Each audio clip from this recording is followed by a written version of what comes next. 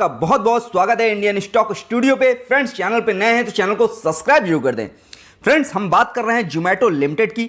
2010 से company work कर रही है, स्मॉल कैप कंपनी है, मार्केट कैप 48,845 करोड़ से ज़्यादा का हो चुका है।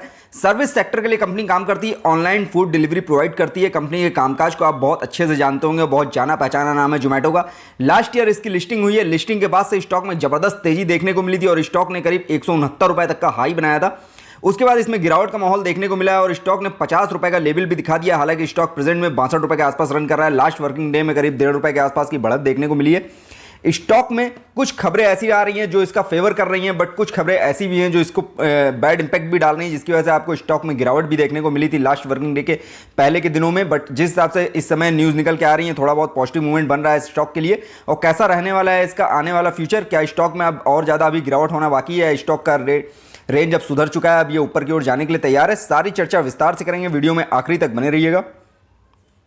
फ्रेंड्स, जोमेटो की अगर बात करें तो इस समय इसका स्टॉक प्राइस 62 रुपये 5 पैसे पर रन कर रहा है। जिस हिसाब से इसका स्टॉक प्राइस रन कर रहा है, बढ़त देखने को मिल रही है। 1 रुपये 70 पैसे के आसपास की बढ़त देखने को मिली है लास्ट वर्किंग डे में। कंपनी का जो कामकाज हुआ है वो बहुत ज़्यादा डिलीवरी बेस अगर देखेंगे तो कामकाज बहुत अच्छा देखने को नहीं मिलेगा, क्योंकि डिलीवरी बेस जो कामकाज हुआ है वो मात्र 11% के आसपास ही देखने को मिला है। वैल्यूम जो हुआ था वो 17,01,000 से ज़्यादा का हुआ था। डिलीवरी जो उठाई गई थी वो 1,78,000 के आसपास की उठाई गई थी। 10% के आसपास का इसका वैल्यूम डिलीवरी देखने को मिला था क्वांटिटी बेस। जिस हिसाब से इसमें डिलीवरी पॉइंट आपको कम देखने को मिल रहा है वो एक अच्छा संकेत नहीं है इसके लिए, क्योंकि इसमें स्टॉक में लोग अब निवेश करने से थोड़ा सा बच रहे हैं, क्योंकि स्टॉक ने पिछले 1 साल में किसी तरह का कोई रिटर्न नहीं दिया है। अभी लिस्टिंग हुआ है, हालांकि 1 साल का समय नहीं हुआ है, जुलाई में कंपनी को 1 साल का लिस्टिंग का समय हो जाएगा। बट पिछले महीने से भी स्टॉक में काफ़ी ज़्यादा गिरावट देखी गई और 18% के आसपास इसका स्टॉक गिरा है 1 महीने के अंदर ही।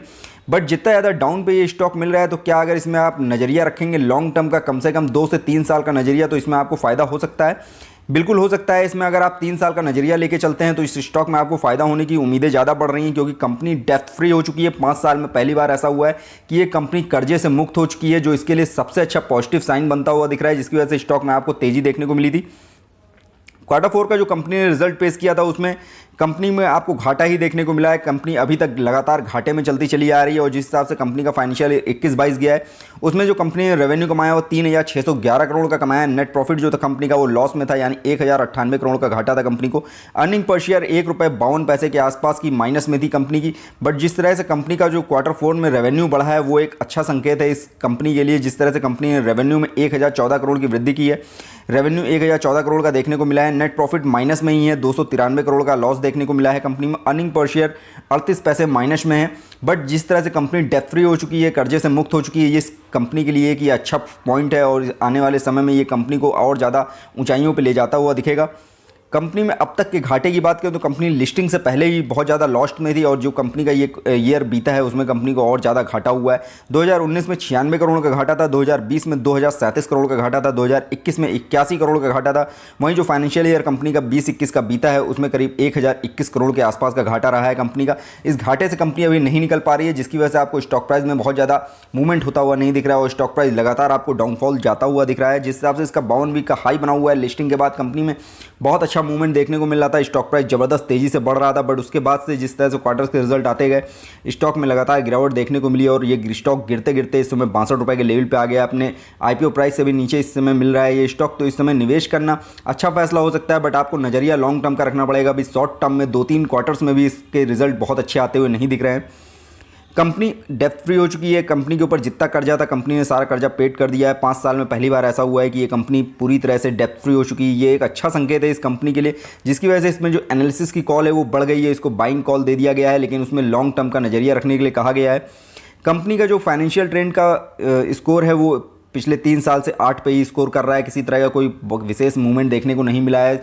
सबसे अच्छी चीज़ है कि ये पॉजिटिव में ही ट्रेंड कर रहा है, अभी इसमें गिरावट का माहौल देखने को नहीं मिला है। जिस हिसाब से अगर गिरावट होती तो इसका फाइनेंशियल ट्रेंड का स्कोर भी आपको गिरावट में देखने को मिलता, बट ये पॉजिटिव में बना हुआ है, ये एक अच्छा संकेत है। इसमें लॉस अभी फिलहाल नहीं होने वाला है अगर आप लॉन्ग टर्म के लिए नजरिए से इसको बुक करेंगे, शेयर को बाय करेंगे, क्योंकि स्टॉक ऑलरेडी बहुत ज़्यादा नीचे के लेवल पे मिल रहा है अपने हाई से और करीब करीब आधे से भी कम दाम पे ये स्टॉक फिलहाल तो अभी रन करता हुआ आपको दिख रहा है। बट इसमें नज़रिया अगर लॉन्ग टर्म का लेकर निवेश करने की योजना बना रहे हैं, आप 2 से 3 साल, 4 साल, 5 साल का नज़रिया लेना चाहते हैं, तो आप बिल्कुल इस नज़रिए के साथ इस स्टॉक में फ्रेश एंट्री कर सकते हैं।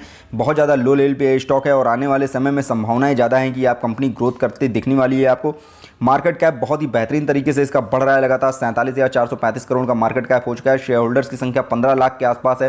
15 लाख निवेशकों ने इसमें निवेश कर रखा है और वो अपने आप को फंसा हुआ इस समय महसूस कर रहे हैं, क्योंकि काफ़ी सारे निवेशकों ने इसको हाई रेंज पे बाय किया हुआ है, करीब 100 रुपये और 100 रुपये के ऊपर बाय कर रखा है। बट ये जिस हिसाब से लगातार गिर रहा है, तो इसमें एक मौका दे रहा था उनको एवरेज करने का और नए निवेशकों को एंट्री करने का, क्योंकि ये स्टॉक बहुत ज़्यादा लो लेवल पे आ चुका है।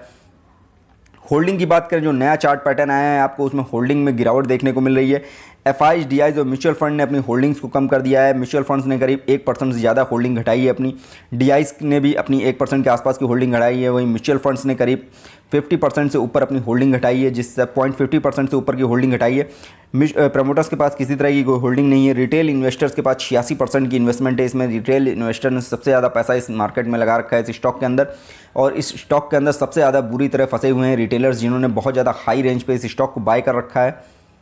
कंपनी के जो टारगेट्स दिए गए हैं, हाई लो मीडियम टारगेट्स, वो जो 1 साल के लिए टारगेट दिए गए थे 18 एनालिसिस द्वारा, जो मीडियम टारगेट है वो 100 रुपये का दिया गया है, जो हाई टारगेट दिया गया था वो 220 रुपये का दिया गया था, और जो लो टारगेट दिया गया था 65 रुपये का दिया गया था। ये लो टारगेट्स के भी नीचे इस समय रन कर रहा है, तो इस समय बाइंग करना एक अच्छा फ़ायदेमंद सौदा हो सकता है, क्योंकि स्टॉक प्राइस का जो सबसे लो टारगेट दिया गया है ये उससे भी लो पे मिल रहा है। तो नज़रिया अगर इसमें आप लॉन्ग टर्म का रखेंगे तो आपको ये सारे ही टारगेट ऊपर के अचीव होते हुए दिख सकते हैं, 100 रुपये और 220 रुपये तक के। बट 220 रुपये का टारगेट देखने के लिए कम से कम आपको 3 साल रुकना पड़ेगा, और 100 रुपये का टारगेट देखने के लिए कम से कम 1 साल इसको होल्ड करना पड़ेगा। ये 1 साल के अंदर आपको 100 रुपये के ऊपर जाता हुआ दिख सकता है।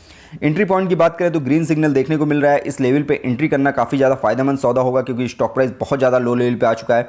नो रेड फ्लैग, किसी तरह का कोई रेड फ्लैग नहीं लगा हुआ है। कंपनी किसी भी तरह के एएसएम या जीएसएम लिस्ट में नहीं है। ये सबसे अच्छी चीज़ है इस स्टॉक के लिए कि कंपनी को प्रमोटर्स की होल्डिंग भी गिरवी नहीं है, और दूसरी चीज़ कंपनी किसी भी तरह के एएसएम या जीएसएम लिस्ट में नहीं है प्रेजेंट में।